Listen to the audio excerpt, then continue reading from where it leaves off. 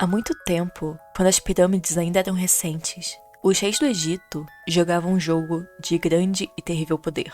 Esse jogo das trevas acabou virando uma guerra. Uma guerra que ameaçava destruir a todos. Porém, hoje em dia, esse jogo das trevas é um ótimo card game. E por isso que hoje vamos falar de Yu-Gi-Oh! Ok, um fato aleatório sobre a minha pessoa. Eu sou meio que uma das maiores entusiastas de Yu-Gi-Oh! Que existe. Como eu já disse no vídeo sobre animes de terror, eu sou 100% obcecada pelo Seto Kaiba. Só que hoje a gente vai falar do mangá, que é perfeito. Ah, só uma coisa, antes de seguir com esse assunto. Eu quero deixar claro que eu vou utilizar o nome dos personagens de acordo com a tradução oficial. Pelo simples motivo de que muita gente não teve contato com o áudio original e nem com o mangá. E ficar usando o nome em japonês apenas vai criar uma confusão, o que não é o intuito do vídeo. Atualmente, Yu-Gi-Oh! Não é mais uma coisa tão grande. Claro, ele ainda é um card game muito popular e é o mais vendido. Todas essas informações que você já sabe. Ah, em 2004, o Black Eyed Peas estava fazendo a trilha sonora dele. Então eu acho que isso é o auge. Claro, é um grande surto coletivo, mas é o auge. E sem contar, sempre foi impossível você falar de Yu-Gi-Oh! E não ligar ao jogo de cartinhas. Já que no final, o anime era apenas um grande comercial de jogo de cartinhas. Só que nem sempre foi assim. Kazuki Takahashi, o criador e ilustrador de Yu-Gi-Oh!, também conhecido como o melhor ser humano que já pisou na face da Terra, sempre foi muito fã de JoJo, Akira, Hellboy, Devilman, entre outras obras, que o terror era muito presente. E isso acabou influenciando bastante ele na criação do seu próprio mangá. O primeiro capítulo foi publicado em 1996. Ele é um shonen, exatamente como a gente conhece, porém é bem diferente do que a gente conhece, já que o mangá era 100% focado em manipulação e jogo de azar. Ao total, o mangá tem 38 volumes, e o jogo Monstros de Duelo só foi mencionado no capítulo 9, na metade do segundo mangá. Esse capítulo ele é muito semelhante com o primeiro episódio do anime. Tem pelo menos a mesma ordem. O avô do Yugi contando sobre o jogo, o Kaiba chegando na loja, o Kaiba surtando na loja, o Kaiba agredindo um idoso, e termina com o Yugi indo tirar a satisfação com o Kaiba. Nesse capítulo, o jogo é explicado de uma forma bem superficial. Exatamente como se fosse um jogo aleatório que a Yumeko vai jogar com a Mary naquele momento em específico e depois nunca mais vai aparecer no anime. Também não existiu Exódia ainda no capítulo 9. Então o Yugi ganha o duelo usando o dragão branco de olhos azuis e finaliza o capítulo roubando a alma do Kaiba. E bem, depois desse capítulo onde o Yugi ensina como lidar com seus inimigos, o jogo não é mais mencionado e só vai voltar a aparecer no capítulo 37, no volume 5. No meio tempo tem um duelo do Kaiba versus o avô do Yugi, só que ninguém liga pra isso. E mesmo depois desse capítulo 37, onde o jogo é bem mais explicado, onde tem o Exódia, o jogo mais uma vez é esquecido no mangá e só volta a aparecer de verdade a partir do capítulo 60, no volume 8. E é a partir daí que o mangá vira a mesma coisa que o anime. Em partes. Sendo assim, Yu-Gi-Oh! Tem 60 capítulos antes do começo do anime como a gente conhece. E, felizmente, essa primeira parte foi animada pela Toei e é conhecida como a temporada 0. O Seto, a versão maligna do Yugi, e o Bakura, também a sua versão maligna, meio que lutavam para ver quem era mais psicopata. E não é num nível de psicopatia como da Yumeko ou da Mary. O Bakura realmente assassinou Pegasus no mangá. O começo de Yu-Gi-Oh! É gráfico, perturbador, e mesmo depois que a Konami assumiu a frente do mangá, o Takahashi ainda teve muito controle sobre a sua obra. Por isso cenas como o Bakura arrancando o olho do Pegasus seguiram no mangá, e ele segue sendo meio gráfico. Um pouco mais moderado, mas ainda gráfico. Óbvio, muita coisa mudou para o mangá virar uma coisa mais vendável. E um grande comercial de cartinha, óbvio. Talvez a principal mudança tenha sido o Kaiba. Acho que todo mundo sabe da história de que o Kaiba era só para aparecer uma vez e nunca mais. E o Yami Yugi também. Os dois foram os personagens que mais sofreram mudanças. O mangá começa com o pequeno Yugi, um menino nerd e bem bobão, que, se eu não me engano, no mangá ele começa com 14 anos, mas no anime adaptaram para 15. E ele tem um avô super legal, que achou de muito bom tom deixar uma criança com uma relíquia milenar. brincando como se não fosse nada. E ele não deu pro Yugi. O Yugi meio que pegou escondido, mas ele, fica. Porque ele ama muito esse neto. Só tem um pequeno detalhe, uma coisa bem boba, que é o avô ele tem conhecimento do livro dos mortos. E ele sabe que esse é um objeto amaldiçoado. Deixar seu neto brincando com um objeto amaldiçoado é realmente uma coisa muito sensata a se fazer. E também ele mente pro garoto. Ele não conta que é um objeto amaldiçoado. Ele conta que quando ele resolveu o quebra-cabeças, ele vai realizar um desejo. Apenas isso. Um avô que ama seu neto. E o desejo do Yugi é fazer amigos. Exatamente como um personagem puro e inocente. Eventualmente, assim como no anime, ele faz amizade com o Joey porque salvou ele de um valentão. E o Joey, que tinha jogado um pedaço do quebra-cabeça no rio, vai lá, pega pra ele, devolve, ele consegue montar o enigma. Então essa parte é exatamente igual ao anime. Então temos o Yami Yugi, que aqui é muito diferente do que a gente tá acostumado. Ele é uma criatura 100% das trevas, e ele usa o seu poder pra fazer justiça. Só que o senso de justiça dele é completamente distorcido, e tudo que ele faz é muito desproporcional. As suas vítimas quase sempre são valentões, porque é meio que as pessoas que atacam o Yugi, valentões e delinquentes. E sim, o Joey seria uma vítima se ele não tivesse se redimido. E os delinquentes, obviamente, são pessoas terríveis, que fazem ações horríveis, como bater em nerds e pegar o seu Tamagotchi e matar o seu bichinho virtual. E sim, isso realmente acontece. E de qualquer forma, ainda são valentões normais. Claro, tem alguns que são bem complicados de lidar, mas todas as punições são completamente desproporcionais, visto que quase todo mundo acaba enlouquecendo ou termina em um estado vegetativo. Sendo assim, o Yami Yugi começa completamente diferente. A sua personalidade é apenas malvadeza. Enquanto o Yugi não tem nenhum conhecimento da existência dele, bem diferente do anime, que eles têm até uma relação de amizade. E quando o Yugi descobre a existência, ele apenas fica com medo e tenta meio que bloquear ele. O Yugi é uma figura bem passiva e pura, e o Yami é uma figura agressiva e completamente ativa. Seu senso de justiça não faz o menor sentido. Sério, ele pode ir desde colocar fogo em alguém, porque está zoando com um fã de herói, até pegar um moleque que apenas desafiou ele e fazer ele acreditar que tá sufocando porque ele perdeu a batalha, porque ele foi muito desumilde. Até o segundo volume do mangá, o Yami é apenas maldade. Porém, ele começa a mudar um pouco a partir do terceiro volume, que é quando o Shanji aparece e a gente descobre um pouco mais como ele funciona. E o Yami acaba se tornando um pouco mais do que a gente está acostumado.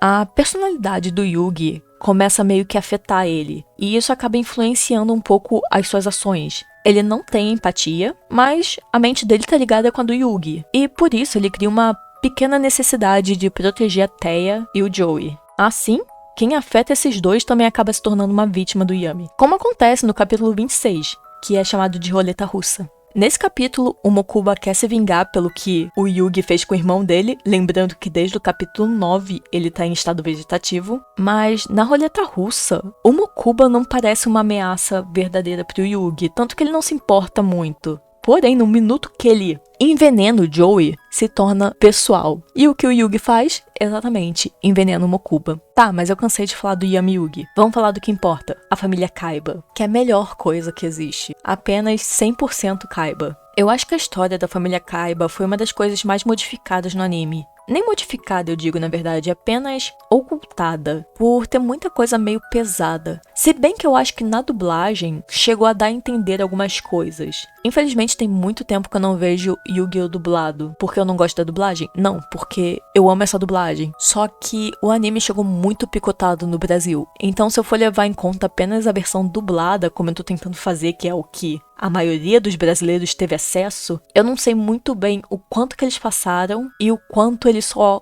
cortaram e mantiveram apenas um anime de cartinhas. Tá, mas o Seto e o Mokuba, eles vieram de uma família rica, porém a mãe deles morreu durante o parto do Mokuba e o pai deles morreu durante um acidente de carro quando o Kaiba tinha apenas 8 anos. Os parentes deles simplesmente deram um golpe em 2 crianças e pegaram toda a herança deles, deixando os 2 sem nada, e jogaram eles num orfanato para que fossem completamente esquecidos. O Seto meio que sempre foi um garoto muito amável, porém tudo que ia acontecendo com ele ia o tornando um pouco mais arisco para o mundo, e ele começava a se movimentar apenas para deixar o seu irmão Mokuba feliz. Uma parte da história deles que deixa o Mokuba triste é de que ele afirma que existe uma fotografia que foi tirada no dia que o Seto estava ensinando ele a jogar xadrez. E ele deixa bem claro que essa foi a última vez que ele viu o irmão dele sorrindo. Então tem a parte que o Gozaburo chega no orfanato, e isso é mostrado no anime dublado que eu lembro. E o Seto tinha 10 anos quando ele desafia o Gozaburo para jogar xadrez, e se ele perder, ele vai adotar o Seto e o Mokuba. Porém, no anime, eu lembro que na versão dublada, meio que fica claro que o Seto é tão inteligente que ele consegue vencer de um adulto que é campeão mundial em xadrez. Mas no mangá, fica bem claro que o Seto, ele pode ser bom, mas ele ainda é só um garoto de 10 anos. Só que ele é muito bom trapaceando, e é assim que ele ganha do Gozaburo, através da trapaça. No anime, eu lembro que foi mostrado que o Gozaburo era muito exigente com o Seto, e meio que dava a entender que ele aplicava punições físicas no Seto, enquanto no mangá fica bem claro que o Seto sofria abusos psicológicos diariamente e abusos físicos, o que simplesmente fez ele surtar e perder completamente a sua empatia, tanto pelas pessoas ao seu redor, quanto com Mokuba. E o Seto Kaiba tinha por volta de 15 anos quando ele conseguiu influenciar o Gozaburo a pular da janela, do alto do edifício da Corporação Kaiba. A partir dos 15 anos, o Kaiba meio que não sente mais nada. Ele apenas sente um prazer sádico em ver a dor dos outros. Um outro ponto que eu amo do Seto do mangá é que no anime ele sempre tá com a cara fechada e não se importa com nada. Enquanto no mangá ele é perfeito porque ele é um grande ator. E a diversão dele é demonstrar interesse nas pessoas. Ele gosta de fazer você acreditar que ele se importa com você, que ele se importa com o que você tá falando. E na verdade ele só tá sendo muito legal pra poder te manipular e assim conseguir te atrair pra uma armadilha. Exatamente como ele faz com Yugi no capítulo 27. Nesse capítulo ele meio que acorda, só que dá a entender que ele já acordou um pouco antes do coma dele. Só que ele ainda tá se recuperando aos poucos. Ok, mas nesse capítulo ele acorda completamente mudado. Um novo homem. Ele tá tão evoluído que ele convida o Yugi e o Joey pra irem no parque dele. E ele vai pagar tudo. Ele vai ser melhor amigo deles. Nem tem palavras da amizade que eles estão planejando ali. Só que, claro, o Kaiba fez tudo isso pra levar o Yugi pra ver de camarote o avô dele sendo torturado. Tá, e assim a gente chega onde eu queria chegar desde o começo desse vídeo, que é no arco do Death Tea, que é a melhor parte de Yu-Gi-Oh! É aqui que tem os melhores jogos, o melhor desenvolvimento de personagem, o melhor tudo. Mas, sério, todos os jogos aqui são tão cruéis e é tanta referência boa. Um bom exemplo é o Enigma de Sangue, que é a brincadeira mais cruel que o Kaiba pensou. Nesse jogo, todo mundo fica com a mão presa e debaixo da mão de todo mundo tem um botão. Um botão para a guilhotina que tá em cima da mão de vocês. E os outros botões vão fazer essa lâmina cair. Só que detalhe, tem 5 minutos ou a lâmina cai sozinha. Mas o detalhe melhor ainda. A resposta está espalhada pelo cenário. Que cenário? Essa mansão que vocês não podem explorar porque vocês estão presos. Apenas cruel e genial. E tem o jogo Chainsaw Deathmatch, que consiste em 2 times e cada um vai escolher um representante pra lutar até a morte. O time do Yugi acaba escolhendo o Joey meio que sem querer, e o Kaiba, que é um completo maluco descompensado, escolhe um serial killer chamado Chopman. E a história do Chopman foi baseada na do Jason, de Sexta-feira 13. Porém, ao invés dele atacar adultos, ele ataca apenas crianças. A máscara, ela foi completamente inspirada no Leatherface, de Massacre da Serra Elétrica, assim como a sua arma. Mas não para por aí, porque o designer dele, do corpo e suas roupas, são baseadas no Michael Myers, de Halloween. E todas as falas deste arrombado são as falas do Fred, de Hora do Pesadelo. Esse arco, ele é perfeito pra quem é fã de filme slasher ou terror. Eu nem sei como descrever o quanto que eu gosto desse arco.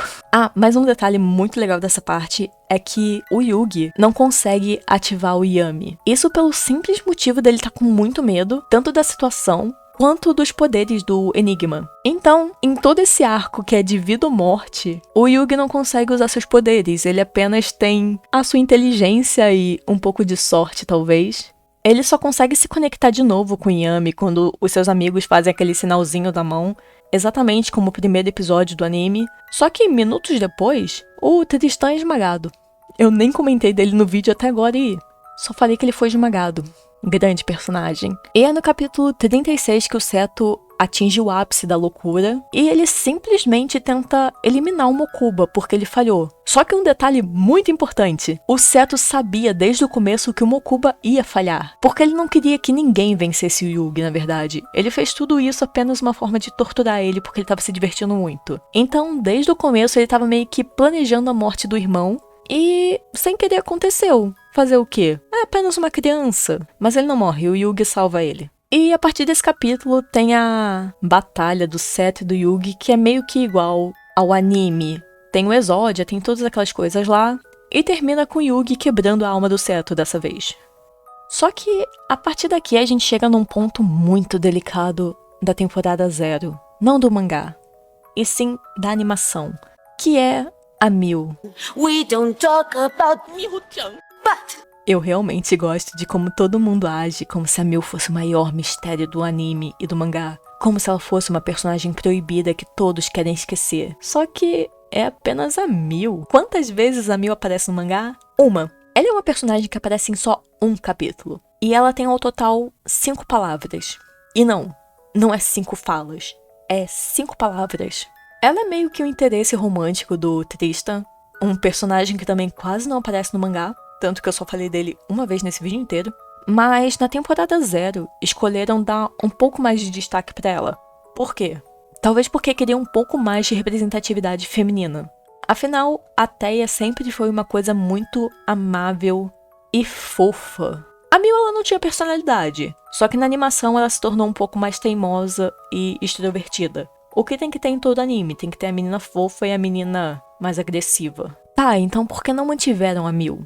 Bem, manter ela seria apenas mais gastos. Afinal, teria um personagem a mais para desenhar e teria uma atriz a mais para pagar. Sem contar que, eventualmente, ela acabou sendo substituída pela irmã do Joey, que, de certa forma, dá uma camada um pouco a mais para a história, diferente da Miu, que era só a Miu. E tem também um pequeno detalhe, que a Toei foi muito criticada por adicionar essa personagem. E assim não seguiu 100% o mangá. Muita coisa acabou sendo mudada no anime por causa da Miu.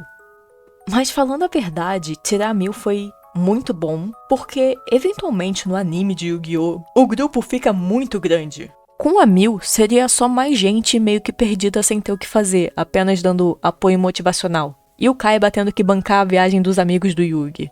Mas uma visão por cima, que tira um pouco esse meu lado obcecada por Yu-Gi-Oh! Eu acho que o mangá não se perdeu tanto, mesmo depois que vira jogo de cartinhas. Claro, as referências a filmes de terror e essas coisas todas que eu amo na primeira parte, meio que foram eliminadas, mas ainda estão lá. O mangá tem muitas partes não assustadoras, mas um pouco tensas demais. E o humor de alguns personagens, principalmente do Kaiba, ainda é muito quebrado. Claro, os personagens podiam ter sido bem melhor desenvolvidos, como o Joey. Meu Deus, todo o relacionamento dele com o pai dele. Uma coisa que move o personagem no começo, só que depois apenas, beleza. E sim, eu poderia ficar muito tempo aqui falando de Yu-Gi-Oh! De coisas que eu acho, como o fato do Joey ser o verdadeiro personagem principal dessa obra, ou talvez sobre o filme de 2016, que foram 2 horas, do Takahashi jogando na nossa cara, de que toda a raiva do Kaiba era apenas muito tesão em cima do faraó.